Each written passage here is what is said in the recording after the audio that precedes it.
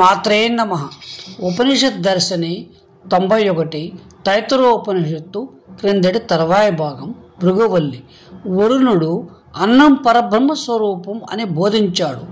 అన్నం ననింద్యాత్ తద్వ్రతం ప్రాణోవా అన్నం శరీరమన్నాదం ప్రాణే శరీరం ప్రతిష్ఠితం శరీరే ప్రాణః ప్రతిష్ఠితః తదేదన్నమన్యే ప్రతిష్ఠితం. ప్రతి జీవి యొక్క శరీరాన్ని శక్తివంతం చేసేది అన్నం. ప్రాణం మన శరీరంలో నిక్షిప్తంగా ఉండి నడిపిస్తోంది. ప్రాణం వినా శరీరం మనలేదు. అందువల్ల ఈ శరీరానికి అన్నం ప్రాణమే. అలాగే శరీరం ప్రాణానికి ఆధారభూతం కనుక ప్రాణం శరీరం లేకుండా ఉండలేదు. కనుక ప్రాణానికి శరీరమే అన్నం. అన్నం అన్నాదం అనగా అన్నమును తినుది అనేవి రెండూ శరీరానికి ప్రాణానికి అన్వయిస్తే ప్రాణం అన్నమైనప్పుడు శరీరం అన్నాదమవుతోంది. అలాగే శరీరం అన్నమైనప్పుడు ప్రాణం అన్నాదమవుతోంది. రెండు పరస్పరం ఒకదానికొకటి అన్నంగా ఉంటున్నాయి. ఇక్కడ శ్రీ యోగి అచ్యుతులు ఏమని వివరణ ఇచ్చారంటే, మన శరీరానికి స్థూలమైన ఆహారం శక్తిని ఇస్తూ ఉంటే మరి ప్రాణశక్తి ఎలా పటిష్టమవుతుంది?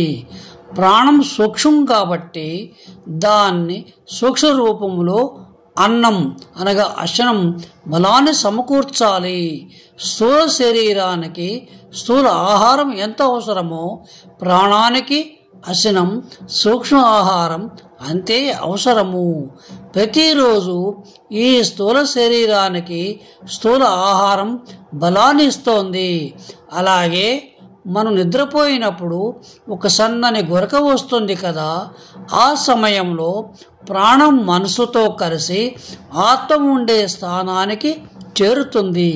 అక్కడి నుంచి తనకు కావలసిన అసనాన్ని తెచ్చుకుంటుంది. తద్వారా ప్రాణం బలిష్టమవుతుంది. అప్పుడు అలసట తీరి తిరిగి ఉత్సాహంగా తయారవుతుంది. ఈ విశ్వంలో సూర్యుడి కాంతి నుంచి సమస్త జీవరాశులు శక్తిని తీసుకొని వాటి ఆహారాన్ని తయారు చేసుకున్నట్లే ఆత్మ నుంచి వచ్చే శక్తి నుంచి ప్రాణం అసనాన్ని తయారు చేసుకుంటుంది. దానిని స్వీకరించడం ద్వారా బలిష్టమవుతుంది అంటారు. ఇదే అసనాన్ని ప్రాణాయామం ద్వారా ఓజోన్ అనగా ఓజస్సుతో సరి సమానమైన దాన్ని తయారు చేసుకొని శరీరంలోని ప్రాణశక్తి పటిష్టమవుతుంది. శక్తివంతమైన ప్రాణశక్తి మనసును ఆకర్షిస్తుంది. అప్పుడు ఇంద్రియాల ద్వారా అధోముఖంగా పనిచేసే మనస్సు ఊర్ధ్వగామి అయి ప్రాణశక్తిని చేరి స్తబ్దతను పొందుతుంది. మనస్సు మానస స్థితిని పొందుతుంది. అక్కడి నుంచి ధ్యానం నిశ్చలంగా సాగుతుంది అని యోగి అచ్యుతులు వివరిస్తారు. సశేషం. శుభం భూయాత్.